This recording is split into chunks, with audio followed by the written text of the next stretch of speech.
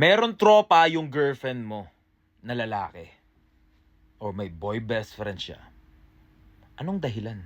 Bading ba yan? Bading ata yung boy best friend niya o tropa niya. Ano pinag-uusapan nila? No? Ba't mo hinahayaan na may tropa siya?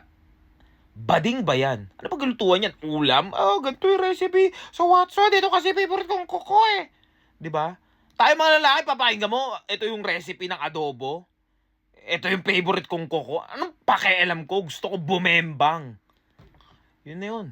Kung walang bembang, siguro may makukuha ko sa yung friends, o trip ko yung tropa mo, o may makukuha na akong pera, may ninegosyo tayong dalawa, siguro yun. Kaya maging magkaibigan, or gusto niyang bembangin, dumating yung time na yun.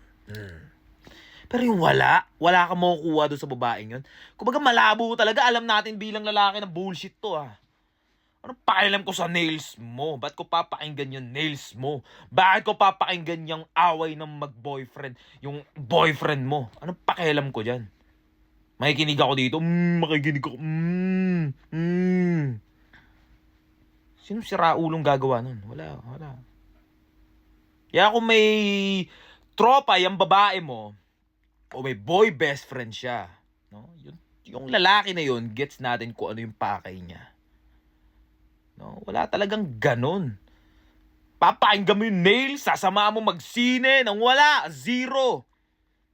May hinuhop yun. Siguro mayroong mga lalaking supot na kayang tumanggap nun kasi mayroong pinakang sa likod ng utak nila, darating na time kapag gano'n na, nag-break na sila, ako na sasalo dito. Diba, may pakay pa rin siya pinakang bandang huli.